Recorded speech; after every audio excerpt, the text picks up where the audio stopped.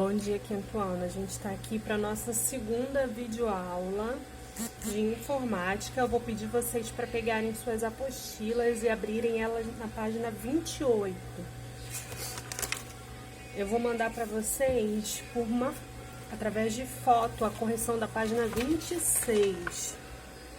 Eu vi que muita gente fez e algumas pessoas já me mandaram foto, mas para quem ainda não tem a correção, eu vou mandar ela através de foto, ok? Então, na página 28, a gente tem o tema de os novos computadores. Eu vou ler com vocês e vou explicando ao longo do texto, ok? Os novos computadores. Com o avanço da tecnologia cada vez mais rápido, temos hoje, além de computadores mais modernos, diversos aparelhos que podem ser considerados computadores, diante de suas diversas funcionalidades. Então, a gente vai começar a falar aqui que computador não é só apenas aquele que a gente conhece com monitor, teclado, mouse, gabinete, que vários outros aparelhos podem ser considerados tipos de computador. São eles os celulares, os tablets e etc. Desde que, primeiro aqui que a gente vai ver é tablet. Os tablets. Desde que o iPad foi anunciado, todo o mercado se movimentou para competir com a Apple. E o resultado dessa movimentação, que aconteceu ao longo de 2010, foi que praticamente todos os grandes fabricantes lançaram seus modelos de tablet. Então, a Apple foi a primeira a lançar o tablet. E aí depois as outras empresas de celular, de computador, se adiantaram na produção de tablets de outras marcas também. Desde aparelhos avançados com processadores de núcleo duplo até os aparelhos mais genéricos. Então, tablet é um dispositivo eletrônico em forma de tablet mesmo. É bem isso que ele parece, é um tablet de tamanho pequeno, leve, que é portátil, mas que não possui muita memória. Ele te dá um acesso à internet, mas ele não tem muito poder de memória, não dá para gravar muita coisa. Smart TV. A palavra smart pode significar inteligente, moderno, vivo, dinâmico. Essas são as características que descrevem bem uma Smart TV. Desde a invenção e aperfeiçoamento dos computadores e da internet, a televisão aos poucos vem mudando bastante, tanto em relação às funções e dispositivos, quanto à programação dos canais televisivos. Então, o primeiro avanço que a gente teve, a nossa geração, que eu falo, é que as TVs agora têm mais canais, né? Que você paga por assinatura, mas elas têm a opção de você assinar mais canais. Logo depois disso, o que aconteceu? Hoje em dia, as televisões dão acesso à internet, as televisões dão compartilhamento com outros dispositivos. Então, hoje em dia, você está vendo alguma coisa no celular, você pode colocar a tela do seu celular na televisão e ela tem várias outras funções.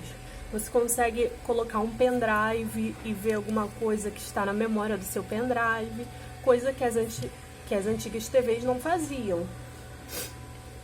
A Smart TV possui um dispositivo de rede que capta o Wi-Fi e se conecta a ele, capta a internet e se conecta a ele. Assim você tem acesso ao YouTube, Netflix, entre outros aplicativos, que podem variar de acordo com o modelo da televisão. Então, para cada televisão, a gente vai ter funções diferentes. Smartphone. Eles são mais do que um celular. São máquinas portáteis para fazer qualquer coisa. Todas as grandes fabricantes de celular apresentaram pelo menos um smartphone com processador de núcleo duplo, mais adequado para lidar com múltiplas tarefas e um bom desempenho com as redes de internet móvel. Então, da mesma forma que as televisões evoluíram ao longo do tempo, e antes ela só conseguia captar esses canais abertos, Globo, SBT, Record, essas coisas, e ao longo do tempo elas abriram para mais canais, hoje em dia consegue se conectar à internet. Com o telefone aconteceu a mesma coisa. Antigamente o telefone só tinha uma função, que era de ligar. Você conseguia mandar mensagens SMS, mas para isso você precisava pagar. E não era uma coisa da forma que a gente conhece hoje em dia. Não era uma mensagem tão grande. O bate-papo não era imediato, porque você precisava que a outra pessoa também tivesse crédito para te responder. Você não conseguia enviar vídeo, foto, só algumas fotos pequenas, com resolução bem baixa. Então, não tinha a mesma função que hoje em dia tem o smartphone. Hoje em dia, o smartphone entra na internet, tem uma memória enorme que você bota vídeo, foto, música. Isso é uma coisa muito nova. Quem viveu há 15 anos atrás, há 10 anos atrás, há 6 anos atrás, não tinha esse acesso que a gente tem hoje em dia. Aí a gente vai falar um pouquinho mais na página 29 sobre a evolução do celular. Vocês me desculpem, tá falando com um ritmo um pouquinho mais acelerado, porque eu tô com um pouquinho de falta de ar, um pouquinho só. Aí eu tô resfriada, aí pode ser que atrapalhe na minha fala. A evolução do telefone celular. Então aqui, ó, na página 29, a gente tem como eram os primeiros modelos de celular e como eles foram evoluindo. O celular passou por uma fase de que ele foi evoluindo e que o bom para um celular era ser muito pequeno. Então você vai ver, ó, que conforme ele foi evoluindo, ele foi diminuindo. E depois, por algum motivo, por alguma necessidade, na verdade, ele foi aumentando. Porque como aqui, ó, nessa época aqui, a função do celular ainda era muito restrita, então o que a gente usava mais no celular era só o teclado. Então, ele tinha um teclado aqui e uma telinha para a gente conseguir visualizar. Conforme foram aumentando as funções, a gente precisava de mais espaço para poder mexer, para poder visualizar. Então, os celulares foram aumentando. Vamos ler o texto juntinho. Acredite ou não, a história dos telefones móveis começou há mais de 40 anos. Foi através do Motorola Dynatec que um engenheiro realizou a primeira ligação feita por um celular. Olha aqui, ó. Do protótipo desse modelo, a Motorola desenvolveu uma trajetória de inovação e ousadia que marcaria o planeta. Em 1973, outro engenheiro da Motorola faria a primeira ligação pública feita por um aparelho móvel, e desde então uma corrida incrível por tecnologia e praticidade tomou forma. Então aqui o que o texto está dizendo pra gente é que foi a Motorola que deu início ao que a gente chama de celular, com um protótipo que deu certo e que foi se atualizando ao longo dos anos. 10 anos depois, o Dynatec 8000X começou a ser comercializado. Então, o protótipo foi criado, o modelo foi criado, mas só 10 anos depois que ele começou a ser vendido. Com nada discretos, 33 centímetros de tamanho, ele era um aparelho móvel, mas de difícil manejo. Eu vou pegar aqui para vocês, a minha régua tem 30 centímetros. 30 centímetros e o telefone tinha 33. Então, pensa no que era o tamanho do telefone. Para o que a gente tem hoje, é bem diferente, né? Hoje, deixa eu medir aqui, o meu celular, por exemplo, tem 16 centímetros. Tem a metade, praticamente, do que o primeiro telefone. Continuando, a bateria precisava ser carregada a cada 8 horas, mesmo sem uso, ou apenas com 1 hora de conversação. Então ele não tinha muito poder de bateria, né? Mesmo com uma função só, ele não tinha uma bateria durável. Outro detalhe interessante é o preço, nada menos que $4.000 na época, o que equivale hoje em dia a cerca de $10.000. Muito mais que um celular, um computador. Dá para praticamente comprar um carro, né? Porque naquela época era a tecnologia mais moderna, então o preço era muito elevado. Como podemos ver, estamos na página 15, na página 30 agora, perdão. Como podemos ver, o tamanho era um grande impeditivo de mobilidade. Era difícil sair carregando ele para qualquer lugar. E por isso, em 1989, a Dynatec lançou o Microtech 9800X, uma versão micro do modelo anterior, chamado de telefone de bolso.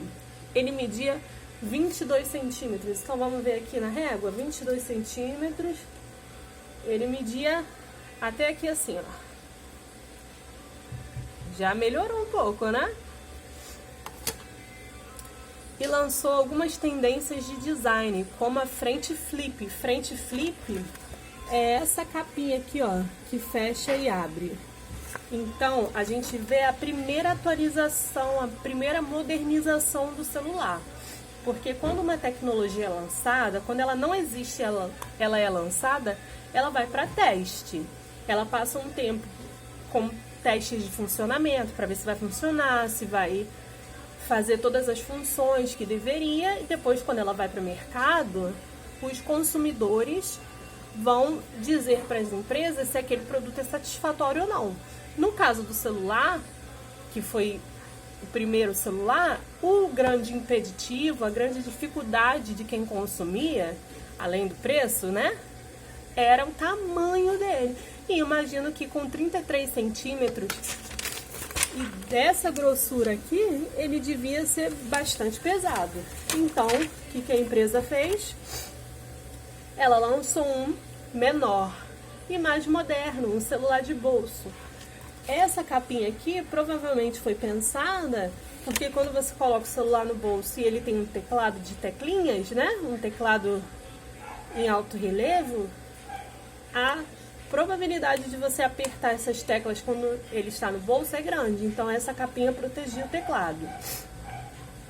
Em 1994, outro salto de qualidade foi dado. O Simon, um aparelho que reuniu diversas funcionalidades bem conhecidas no dia de hoje. Com uma frente que lembrava de um palm top, foi o precursor dos smartphones e da tecla touchscreen, um avanço absurdo para o seu tempo, e que vendeu 50 mil unidades. Então, em 94, a gente tinha um aparelho de telefone que funcionava com toques na tela. Ó, usava uma canetinha e tocava na tela dele. É até difícil de visualizar, porque naquela época as telas não tinham essa qualidade que tem hoje em dia. Mas para a época isso era uma inovação enorme. Palm Top é uma espécie de celular misturado com computador que você usa. Ele é bem no formatinho de um celular mesmo. Você usa ele, o teclado e o touchscreen também. Aqui no Brasil a gente não teve muito uso de Palm Top. O aparelho era bastante avançado para 1994 e fazia muitas coisas que hoje são obrigatórias em um smartphone. Tinha uma tela sensível ao toque, lista de contatos, calendário, agenda, calculadora, relógio, bloco de notas, digital e escrito e até teclado virtual para caneta estilos. Então, ó, ele era muito similar ao Palm Top, porque o Palm Top também tem funções bem parecidas. Para a casa, para vocês fazerem em casa, bem tranquilinhos, pra gente corrigir na próxima semana, vou deixar a página 31 e 32. 31 e 32. E vou mandar para vocês por foto a correção da página 26. A página 27, quem não fez pode fazer também, porque é apenas um caça-palavras com os documentos que a gente pode fazer dentro do Word. Lembra que a gente estava falando sobre isso, sobre os tipos de documentos que é possível fazer dentro do Word? Então a gente tem aqui currículo, relatório, trabalho escolar, convite e carta. Então eu vou pedir para vocês fazerem essas atividades. Por hoje é só. Até a próxima!